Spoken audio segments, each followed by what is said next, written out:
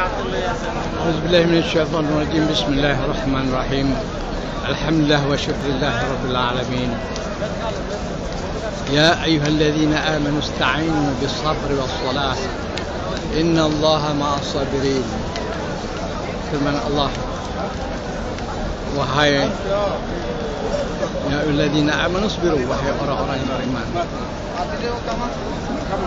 ista'inu ya ayyuhalladzina amanu ista'inu bis-sabri was-shalah, wahai orang-orang yang beriman, mohonlah pertolongan dengan sabar dan dengan salat. Inilah dua cara dan dua kaedah yang disebut oleh Allah Subhanahu wa taala sebagai satu wasilah, satu cara, satu kaedah untuk mendapat pertolongan daripada Allah Subhanahu wa taala, yaitu dengan bersabar dan dengan salat. Sabar itu artinya kita menanggung dan menerima apa ketentuan Allah Subhanahu wa taala dengan tidak menyalahkan takdir.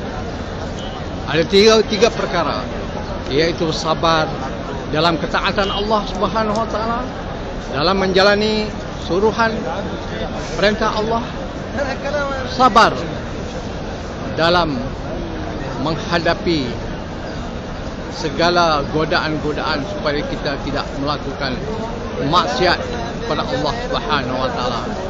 Dan yang ketiganya, sabar ketika ditimpa musibah, ketika berlaku perkara-perkara yang mendukacitakan kita, seperti kematian, kemalangan, kesakitan dan berbagai kesusahan. Maka tiga bentuk kesehatan, kesabaran inilah yang perlu kita fahami dan perlu kita hayati.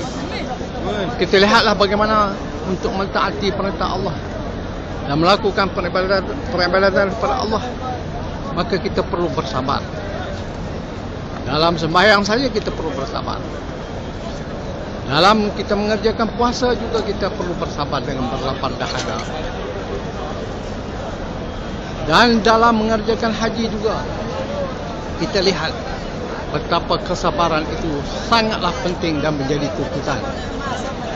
Kerana dalam mengerjakan haji, kita tidak dibenarkan untuk berbalah, bergaduh dan melakukan perkara-perkara yang diharamkan.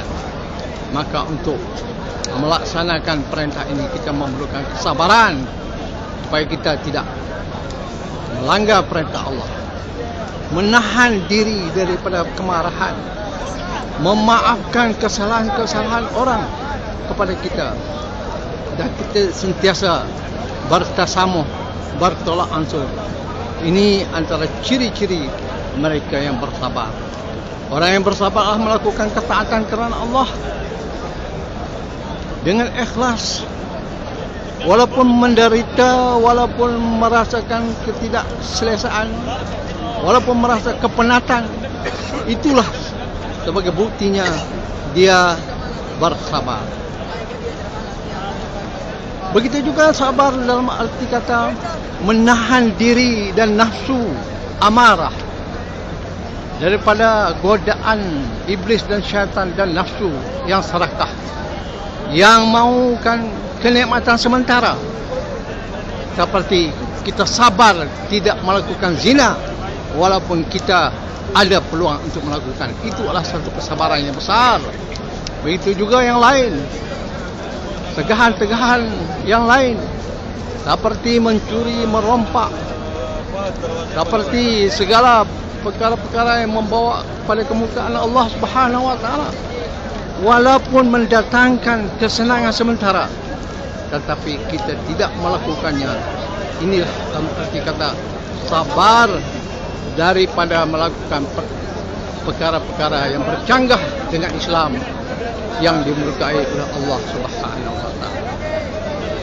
Dan yang ketiga yang biasanya kita ketahuilah kesabaran apabila kita ditimpa oleh kesusahan, seperti kehilangan keluarga, kematian keluarga, kehilangan harta benda, jatuh sakit, jatuh kemiskinan, jatuh bankrupt, dan banyak lagi kesusahan-kesusahan, maka kita tidak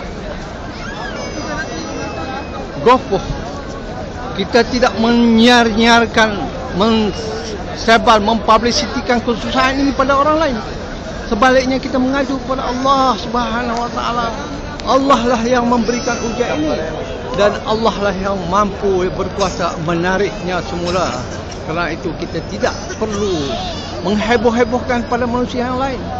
Apa pula lagi kalau kita menyalahkan takdir di atas kesusahan-kesusahan yang menimpa kita, itu maknanya kita tidak bersabar. Maka 3 punca kesabaran inilah yang perlu kita fahami dan perlu kita hayati. Kerana Allah bersama orang yang sabar. Innallaha ma'as sabirin. Kalau Allah bersama dengan kita, bersama dengan orang yang bersabar, sekiranya kita bersabar, maka yakinlah Allah bersama kita. Allah mau menghapuskan dosa-dosa kita dengan kesusahan-kesusahan, dan mengangkat makam kita dan darjat kita apabila kita bersabar, menyerahkan urusan kepada Allah, menerima segala apa yang ditentukan, ditakdirkan pada kita, dan kembali kepada Allah, bertawakal kepada Allah Subhanahu wa taala. Inilah kesabaran yang perlu kita hayati. Mudah-mudahan kalau kita bersabar, maka Allah akan memberi ganjaran, bukan saja di akhirat tetapi juga di dunia ini.